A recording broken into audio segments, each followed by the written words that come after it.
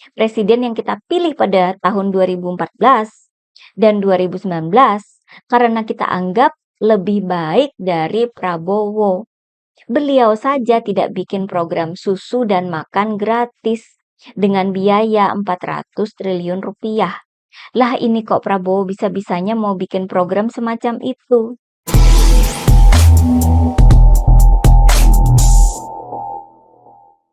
Hai guys, bersama lagi kita akan mengulik dunia politik dengan awas, waras, dan cerdas.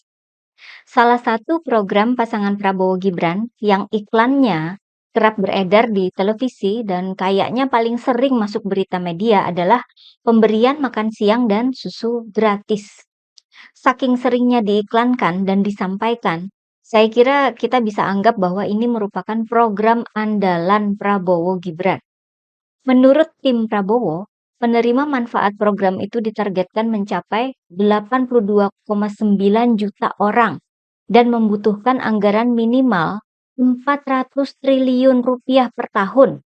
Yap, sebanyak itu hanya untuk satu program dalam satu tahun. Pada Pilpres 2019 ya, 2019, Prabowo juga mengemukakan program yang sama. Waktu itu disebut sebagai makan pagi dan susu gratis. Dulu program ini tidak menarik pemilih sampai bisa membuat Prabowo menang. Nah, sekarang Prabowo membawa program ini lagi. Hanya bedanya, sekarang ini kan Prabowo berpasangan dengan Gibran, anak Presiden Jokowi. Kalau melihat rekam jejak program makan dan susu gratis ini, sepertinya Prabowo sangat terobsesi untuk memberikan makan dan susu gratis. Tapi nggak pakai duit sendiri ya. Mesti jadi presiden dulu, baru bisa ngasih makan dan susu gratis, gitu ya. Kritik yang makjleb terhadap program Prabowo ini datang dari Ganjar Pranowo. Pak Ganjar menceritakan pengalamannya bertemu dengan seorang pendeta saat berkampanye di Papua. Pendeta yang bernama Leo ini menceritakan kesulitan yang dihadapi ketika ada seorang ibu yang mau melahirkan di sana. Namun, tidak ada fasilitas kesehatan di wilayahnya mereka. Sehingga ibu ini pun harus dibawa ke rumah sakit yang letaknya jauh, yang jalan ke sana pun belum ada. Maksudnya belum ada jalan permanen gitu ya. Nah, Pak Ganjar ini sedang menyampaikan satu program prioritas Ganjar Mahfud, yaitu satu desa, satu fasilitas kesehatan, dan satu tenaga kesehatan ya. Di berbagai daerah masalah fasilitas kesehatan ini selalu ada ya. Jadi memang menjadi masalah yang nyata. Lalu, kata Pak Ganjar, maaf, kemudian 400 triliun rupiah mau digunakan untuk makan siang. Bayangkan berapa puskesmas yang bisa dibangun dengan anggaran segitu. Pak Ganjar juga menyentil soal prioritas anggaran. Beliau juga menyebut IKN Ibu Kota Nusantara yang juga butuh sekitar 400 triliun rupiah. Itu saja nggak selesai-selesai. Tuh kan, makjleb. Membandingkan program-program antara Prabowo Gibran dengan Ganjar Mahfud memang sangat terlihat jomplang ya. Jomplang dari segi anggaran. Bahwa pasangan Ganjar Mahfud punya 21 program unggulan. Antara lain yang tadi itu ya, satu desa, satu vaskes, satu nakes. Lalu ada 17 lapangan kerja. Ada 10 juta hunian dengan moto punya rumah semudah punya motor. Lalu satu keluarga miskin, satu sarjana, dan banyak lagi programnya. Ada 21 ya. Itu semua hanya membutuhkan anggaran sebesar 500 triliun rupiah. Begitu hemat, efektif, dan sangat detail menyasar ke masyarakat. Sehingga anggaran untuk 21 program bisa dieksekusi dengan efisien. Sudah mencakup sektor pendidikan, kesehatan, perumahan, ekonomi, dan lain sebagainya. Sementara Prabowo Gibran membutuhkan 400 triliun rupiah hanya untuk susu dan makan gratis. Dari perbandingan itu saja ya, dari perbandingan itu tadi, sebenarnya kita bisa memperkirakan kinerja masing-masing capres-cawapres. Prabowo ini kan tidak pernah jadi pejabat publik selain jadi Menteri Pertahanan. Menteri itu kan berbeda dengan gubernur misalnya. Sebagai Menhan, Prabowo tidak mengurusi penerimaan, kecuali anggaran yang diterima dari Presiden. Kalau saya salah mohon dikoreksi ya. Beda dengan pemimpin suatu wilayah, seperti gubernur yang memikirkan penerimaan dan pengeluaran dalam satu kerangka anggaran. Perbandingan antara 21 program Ganjar Mahfud dengan satu program Prabowo ini juga dibahas oleh ahli ekonomi dari KOR ya, Ahmad Akbar Susanto. 21 program Ganjar Mahfud dinilai lebih baik ketimbang Prabowo yang muter-muter di satu program makan susu gratis saja. Calon presiden harus realistis dalam membuat program karena anggaran pemerintah itu terbatas, kata Ahmad. Ruang untuk memodifikasi anggaran itu sangat kecil. Misalnya, anggaran belanja dalam APBN 2024 hanya 3.300 triliun rupiah. Dari situ hanya 28% atau 900 triliun rupiah yang bisa diutak-atik secara bebas. Dari situ misalnya diambil 400 triliun rupiah yang akan dihabiskan hanya untuk makan dan susu gratis. Kan sayang banget ya, sayang banget. Padahal kita saat ini kan nggak ada program makan dan susu gratis.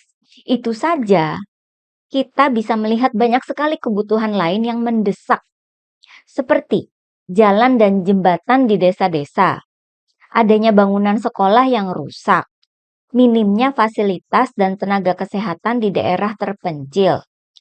Lalu ada fasilitas MCK yang masih kurang dan banyak lagi masalah di masyarakat kita ya. Lalu dari mana Prabowo mau ambil dana untuk anggaran program ini? Apakah dengan menaikkan rasio pajak sampai 23% seperti yang sudah dipertanyakan oleh Pak Mahfud dalam debat Cawapres kemarin? Sementara menurut ekonom tadi ya, berdasarkan pengalaman 20 tahun terakhir, tidak mudah untuk menaikkan pendapatan pajak. Rasio pajak kita tidak pernah lebih dari 12%. Apakah Prabowo akan berhutang demi menjalankan program makan dan susu gratis? Seperti apa yang dilakukan Kementerian Pertahanan di bawah Prabowo saat ini, yakni menambah utang luar negeri untuk membeli alutsista. Itu ya, utang luar negeri dari Kementerian Pertahanan ketika Prabowo jadi Menhan itu melesat terus naik sampai ada alarm dibunyikan oleh Menteri Keuangan Sri Mulyani. Hasilnya apa ya?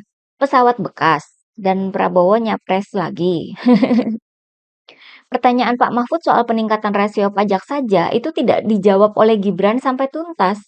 Rata-rata para ahli ekonomi menyebut bahwa target rasio pajak 23% Prabowo Gibran itu tidak rasional, tidak masuk akal. Mau pakai naikin pajaknya, maupun menambah objek pajaknya, ya sama-sama susah. Di Solo saja ya, di Solo, Gibran membatalkan kenaikan tarif pajak bumi dan bangunan. Ini kenyataan ya, kejadian nyata di Solo. Lah kok Prabowo Gibran mau naikin rasio pajak sampai 23%? Kita pakai logika saja ya. Di Solo saja sulit bagi Gibran untuk menaikkan tarif pajak bumi dan bangunan. Karena begitu dinaikkan, masyarakat langsung protes keras. Sesimpel itu. Dan akhirnya dibatalkan. Gimana Prabowo dan Gibran bisa menghadapi rakyat di seluruh negara ini? Bicara soal logika, kita pakai saja logika untuk menanggapi program susu dan makan gratis Prabowo dengan anggaran 400 triliun rupiah ini ya. Apalagi kan sudah disampaikan oleh Prabowo dalam Pilpres 2019.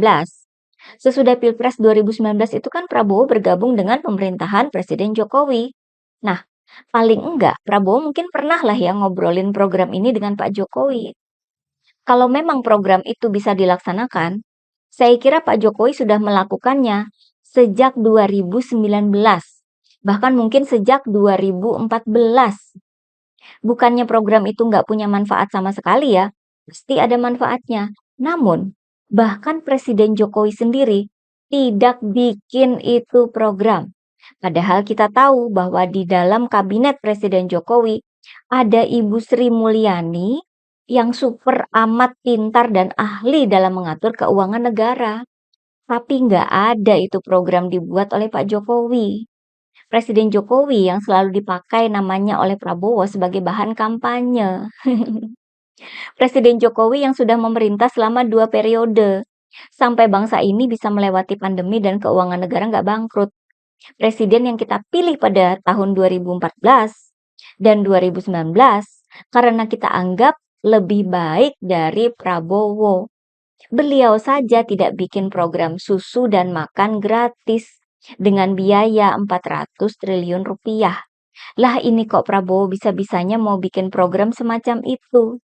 Dan satu fakta lagi ya, di Solo, Gibran sendiri sebagai wali kota Solo itu bikin program untuk mengatasi stunting dengan menyediakan makanan buat ibu hamil dan anak di bawah 2 tahun selama 5 bulan. Itu dananya diambil dari dana hibah dari Uni Emirat Arab. Itu pun hanya untuk 5 bulan, nggak sampai 1 tahun, dan nggak setiap tahun ada ya.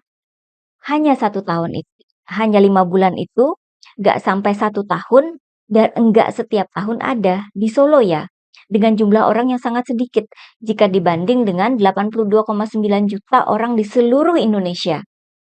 Itu program bisa disebut sebagai program dadakan ya. Tanya dong, kenapa Gibran tidak bikin program makan dan susu gratis di Solo selama 5 tahun? Ya pasti alasannya juga dari anggaran yang tidak mencukupi. Pengalaman dan anggaran yang sama-sama tidak mencukupi akan melahirkan program yang tidak realistis. Ya nggak sih teman-teman? Sampai di sini dulu ya. Tetap awas, waras dan cerdas. Begitulah kura-kura.